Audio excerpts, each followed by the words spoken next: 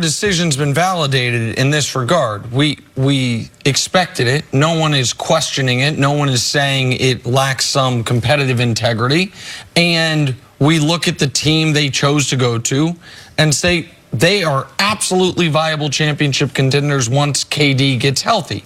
Nobody feels like they're ring chasing there. Nobody feels like they're stacking the deck. And nobody feels like they each went to, if they had gone to separate teams, like, wait, you're going there to spend the prime of your career out? Nobody feels, so I think the decision's already been validated. For their careers individually to be validated, yeah, they got to make some NBA finals or a NBA finals and win a title. Like, this is, for Kevin Durant in particular, this is the only thing he has left to do. And for Kyrie Irving, a title in Brooklyn alongside Kevin Durant would vault him up the list as far as best wingmen, not actual wing players, but Robin to someone's Batman we've ever had. If you can win a title alongside LeBron being a huge part of it, not just the shot in Game 7, how about the 41 points he dropped in the lead up to Game 7?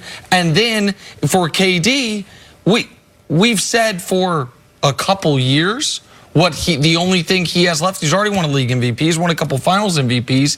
It is, can he win a title as on a team that hadn't won one as the unquestioned best guy? So that's the validation each of these guys are looking for. But I don't think if they don't win a title, if after 4 or even 3 years, which it could be the case, they both have opt-outs, they go elsewhere, we're going to say this was the wrong decision or they screwed up, because we expected this decision, and basketball-wise, it makes sense for both of them. Yeah, I'm going to look at it very, very different. I'm going to look at it as two guys that we didn't know. They were friends. They wanted to play together. That's obvious. So it's a major accomplishment, because both of them are accomplished players.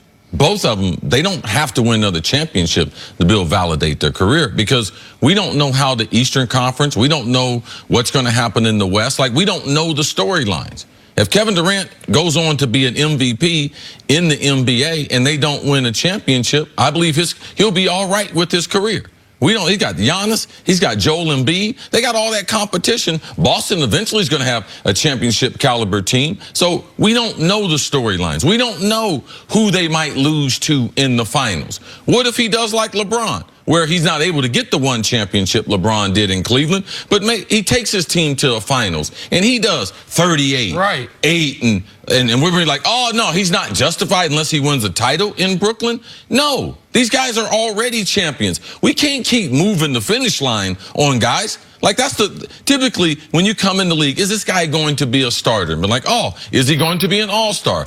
Oh, is he going to ever lead his team? Oh, is he going to be an MVP candidate? Oh, and can he win a championship? Most time in the NBA, it's about winning championships. But then after you do that, you know what people do? How many more? Oh, but yeah, they move it. But because if you've already reached that goal, these guys have individual goals, and I believe they're going to accomplish a lot. I don't believe championship is the thing that validates them. If they have a great run of 4, 5, 6 years, if Kyrie can stay healthy, if Kevin Durant can stay healthy, because those things we don't know what's going to happen. So if Kyrie gets hurt, then Kevin Durant's chance to win the championship, they aren't good. But now we're saying his legacy hinges on one of his teammates, and we just can't continually move the finish line for professional athletes. And Kawhi is the person that looms over all of this, because unless Kawhi picks the Clippers, which I think is the least likely at this point, either decision Kawhi makes puts the Nets and KD and Kyrie in potentially a rough spot. If he goes to the Lakers, then all of a sudden KD is potentially, if he makes, when he comes back, makes an NBA Finals, up against the type of situation he joined, where it's like, man, I could average a triple-double in the finals like LeBron did. I could average 35 a game in the finals like LeBron did and lose 8-1 over the course of 2 years because the other team is so much better. And if Kawhi stays out east, well, then they got to get through Kawhi and the Raptors just to make the NBA Finals, whoever comes out west. This is why I've never been a count the rings guy. You and I, we talk all the time about LeBron versus Jordan. Stuff like this is when, to me, the best argument for Jordan is what we were talking about before the show today. We were thinking about the best rookie seasons ever. Michael Jordan, first year in the league. How about he gives you 28, 6, and 6? Just immediately. Rookie season, just a dominant player. That rings, but it's stuff like that that validates guys' individual greatness, because championships are team accomplishments. Like you mentioned it. It's not roughing it all. It's not one-on-one where you control everything. And so I understand the question, because for Kevin Durant, it's the only accomplishment left. The only thing left for him is a championship outside of the incubator of Golden State. Sure. But it is, now we're talking about degrees of greatness in my eyes. So let me just tweak this a little bit. Take the championships out of it. How good are these two players? And we talk a lot about their personalities and how they'll fit, especially with the rest of the team and how they get along. But as far as an offensive combo, how good are these two? What can you expect to see on the court? Kyrie Irving's the best dribbler of the basketball God has ever made. He can dribble the basketball on the court in the games. I'm not talking about no street ball and everything. I'm talking about NBA regulations, referee. He's the best handle. Isaiah Thomas tells us that he has the best handle ever. And we thought Zeke had the best handle until we met Kyrie. He can score the basketball at a high level. He's a tremendous offensive player. Kevin Durant is the best offensive player to me in the NBA when he is 100%. He's the only person legitimately to me that would be fighting LeBron James as far as the best player ever. Him, Kawhi, LeBron, that's the only group right there. Kevin Durant, he's the most efficient scorer ever, and they can play well together.